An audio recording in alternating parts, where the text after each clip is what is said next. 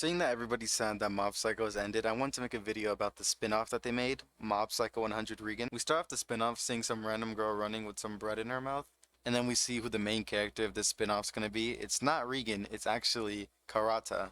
Karata sees a girl running with bread in her mouth and her curiosity got the best of her, so she followed her and in turn was late for school. It's cool to see that Karata hasn't changed since the end of the series, and she's still her old self. It cuts to Karata being in class with her classmates. She is now in high school. She has new friends, but she doesn't really have anything in common with them. It's not like middle school. These are normal high school girls, opposed to Karata's more nosy, more spirit hunter personality. Karata reflects on the past and misses the telepathy club, you could say. She states once she got into high school she wanted to become an adult and be less like childish, but she can't shake her love for the occult. Thank you so much for visiting us. The other girls do what high school students usually do and they start gossiping, but Karata isn't interested in their gossiping. She's not able to talk to these high school girls about what she likes, like the telepathy, the psychic stuff, because that would be weird. I like this panel right here because it shows that she has everyone around her, but no one around her. Like there's people there, but they're not there. She feels alone, even though she's not alone. The girls invite Karateka to a new cafe that opened up, but she declines because she has work. They interrogate her about her work and she says that she works at a bakery. They ask what bakery and she just runs away. Karateka has grown on me and this spin-off just makes me like her even more. As she walks to her work, she monologues to herself about her being like the Batman of school. She calls herself a mystery hunter. She has this badass panel. She is in fact the badass mystery hunter's secretary of the Spirits and Such consultation office. She thinks a lot of her new job. She talks about how in this office they solve troubleshooting problems and even the worst of the worst ghosts. We see her walk into her new job for the first time and there's just some weirdo guy with a pencil on his lip. This weirdo guy we seen was no other than Reigen Arataka. Reigen's surprised that Karata showed up again. Karata's happy to be here, but Reigen doesn't need her, and she just shows up randomly. Reigen's confused on why she keeps showing up out of nowhere, so he tells her to take some time off, and he'll call her if she's ready, but she states that he never calls. Karata asks Reigen if she could work there for real, saying, if you do what you like, the money will follow, right? Implying that she's not getting paid for this, even though I still haven't seen you do any work, which is just absurd. We obviously know that, Reigen is the GOAT.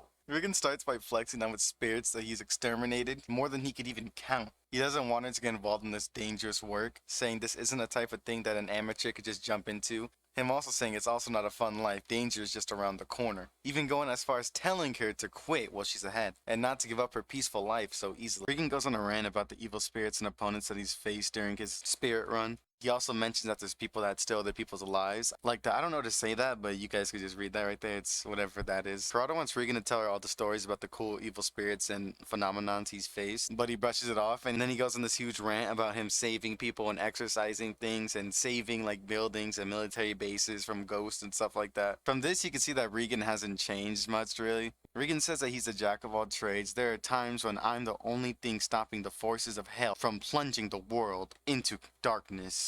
Karata was in pure shock over what you just heard Reigen say. Reigen is a great manipulator. Everyone just believes him immediately. Reigen thinks to himself that he scared her off, so she should leave him alone now. But that's when she slams the desk and Reigen gets shocked. She screams at Reigen to promise her whenever he goes on one of those crazy missions to call her, telling him, I've told you before, as long as you let me work here, I'll help out with anything. The way you've been ignoring me is just cruel. Reigen has a confused look in his face and he's like, there's really no work for you here. She then makes some quick tea for Reigen, but it's cold. Reigen said, hey, if I told you this tea was kinda cold, would that count as an abuse of authority? She starts fake crying and Reigen is getting annoyed. Karata screams, I want to see the profound mysteries of this place with my own two eyes. I'll just keep pestering you until you give in and let me work here. Reigen saves himself by saying what he mentioned earlier was a rare case, and it barely happens. Karata tells Reigen about the girl she's seen this morning with just bread in her mouth running, saying she was late. Reigen told her, like you see in manga, and she replied with, yeah. Reigen starts freaking out, like, are you serious? Reigen looks all serious, saying something might have happened to her. And then he gave Karata a mission to always keep an eye out for her, and to contact him immediately if he sees her again. Karata is in shock, saying, could it be true? No, it definitely is. Deep down, Reigen is the same as me.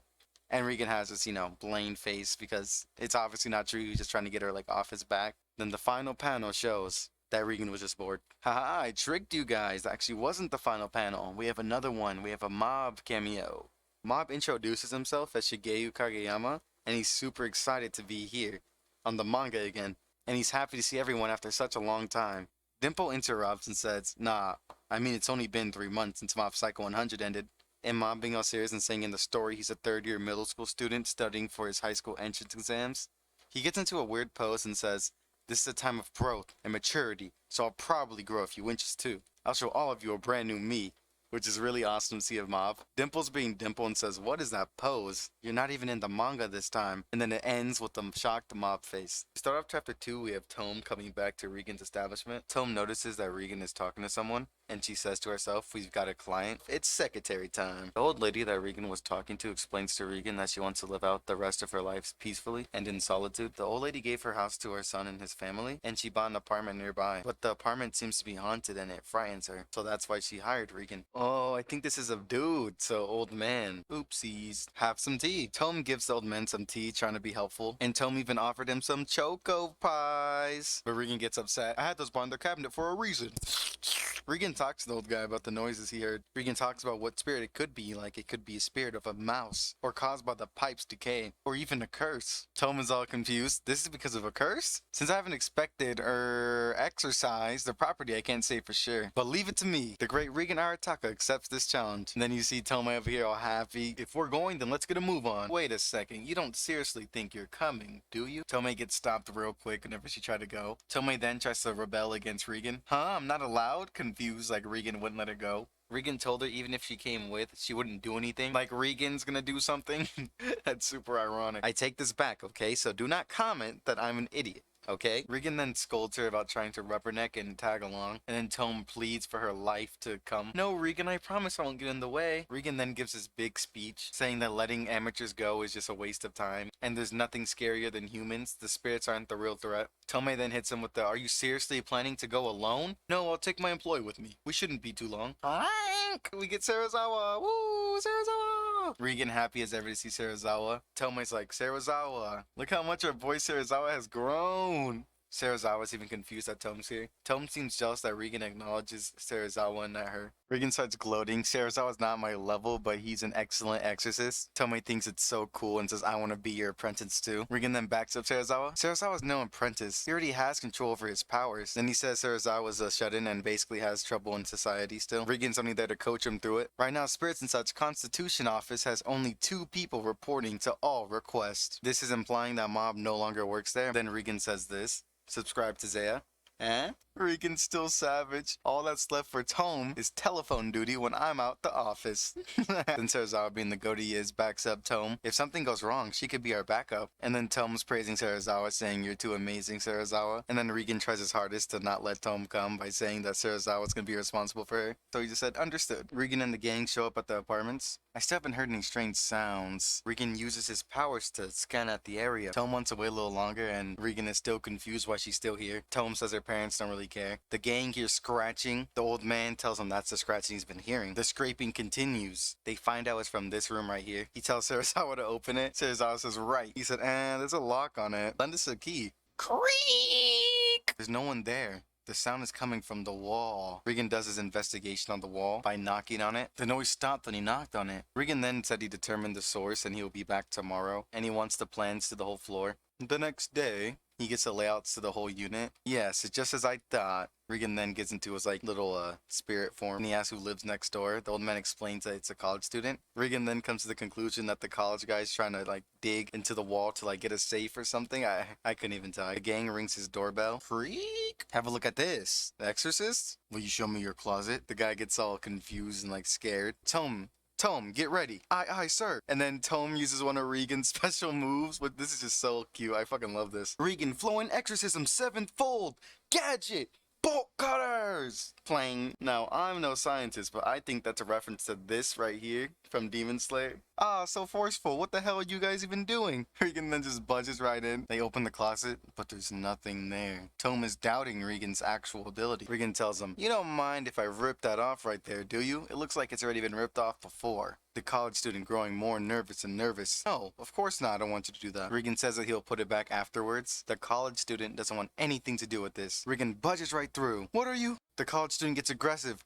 "Knock it off, asshole. Don't you dare screw around with me." He's getting visibly angrier. Then Tome responds. She thinks that the college student is behind all of this. And then she remembers Reigen's quote, "There's nothing more scarier than human beings." Reigen, look out! Boom! Tackled him. Grab him. Whack! Grah! I finally have a chance for me to be useful. Now Reigen, do what needs to be done. Reigen rips off the wallpaper and reveals that it's all bloody scratches everywhere. The constant's like, wow, now that you mention it, there has been some scratching. Then he mentions that one unit in this building is terribly cursed. And Regan's like, what kind of story is that? It's said that a burglar hid himself inside the closet just as the homeowner was locking up to head overseas. The burglar, now trapped inside the closet, went crazy and eventually died. Boom! The spirit goes crazy. Don't you dare lock me away. I'm free. I'm free. Sarazawa, zoom! One taps him, get him out of here. Packed him up real quick.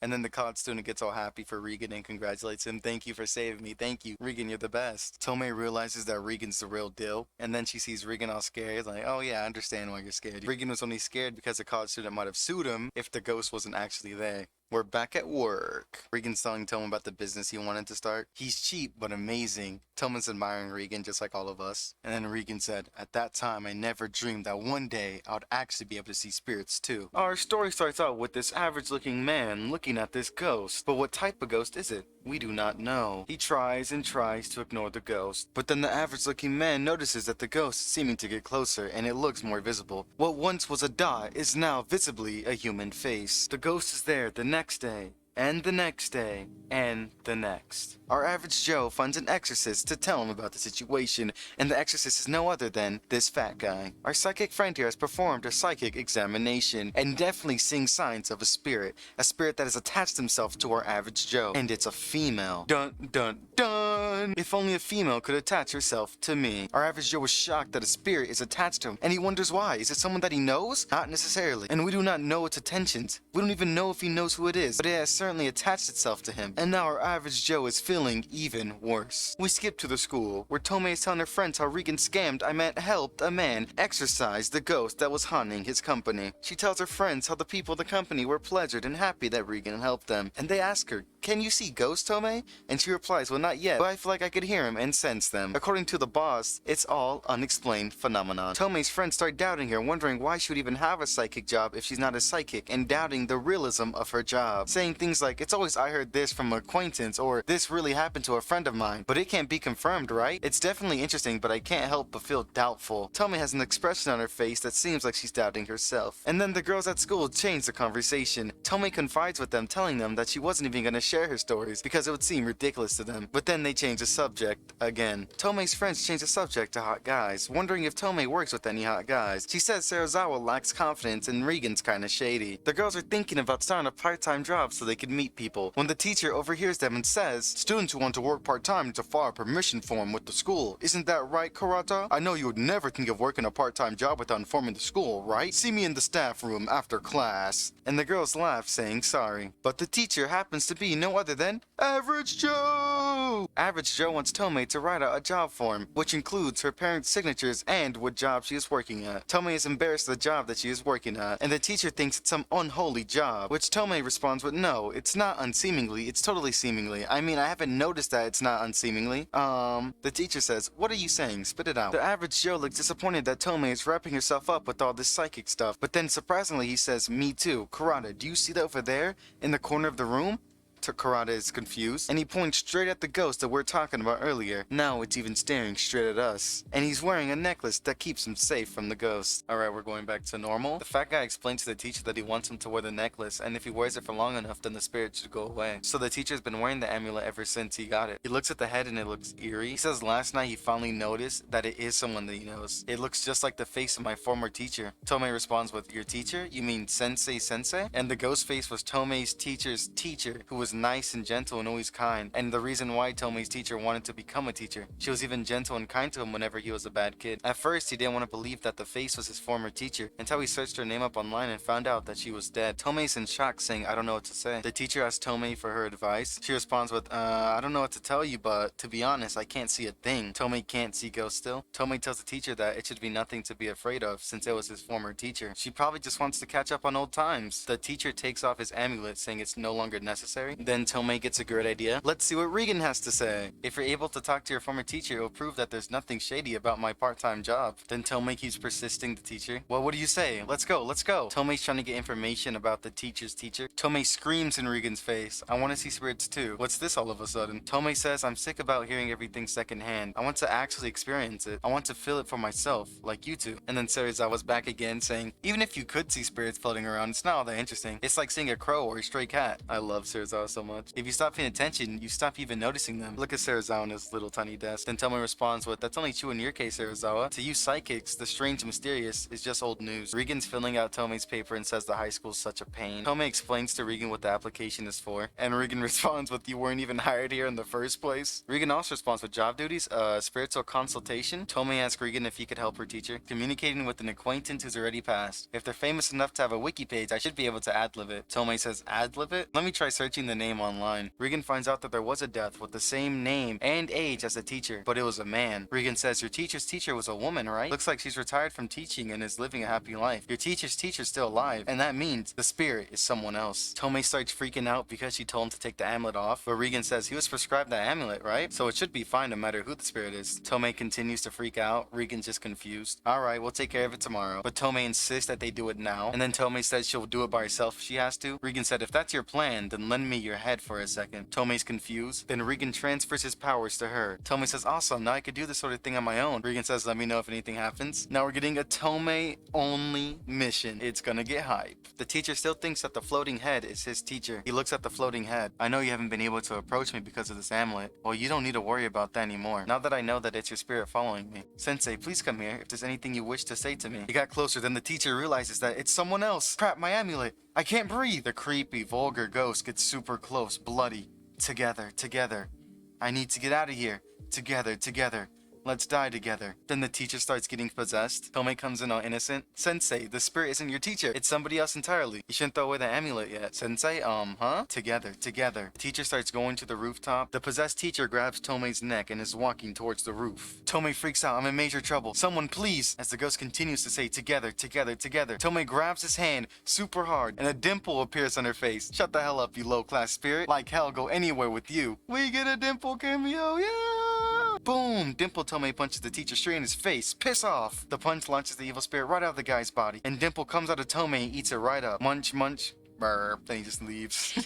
Tome says, did you see that, Sensei? I just saw something weird in green. Harada? Then the teacher starts thanking Harada. Tome hands the teacher the signed agreement. Then the teacher excuses her from giving him the paper and says, just don't tell the other teachers. You don't have to give it to me. Dimple starts arguing with Reigen. What do you even mean by activate under extraordinary circumstances? You make me sound like some convenient item. If I hadn't been there, she would have been screwed. Yeah, well, that's why I decided to entrust her to my top familiar. The hell are you calling me a familiar? I'll kill you, you little shit. Dimple starts telling Reigen that he shouldn't just let people come in here and do whatever they want. Then he would just get more outside workers in here. Dimple also says that her level of curiosity is going to get her hurt in this job, and it's going to get in the way. And then Dimple says, so hurry up and fire her. And then Reigen responds with, I didn't really hire her in the first place. Then Reigen said, I went and filled out the agreement form, signing that might have been a big mistake. Then Tome busts in. Oh, there you are, Reigen. Catch it. She comes in with the butterfly net from SpongeBob. Stay where you're at. Don't move. Then Dimple just like confused. Swoop. She hits him with the butterfly net. Ah, got away. He just goes right through it. Reigen says, what are you doing? Tome says, I suddenly became able to see this entity. Tome says that ghost killed an evil spirit. It's like a lactic acid bacterium devouring all the bad bacteria. Dimple says, who are you calling a lactic acid? If we catch and train it, it'll be like our own little police dog. Reigen responds with, that's not a bad idea, Dimple. Dimple's all like, yeah, no. Tome continues to try to catch Dimple, and the chapter ends with Dimple yelling, hurry up and fire her. And this concludes another amazing chapter by one.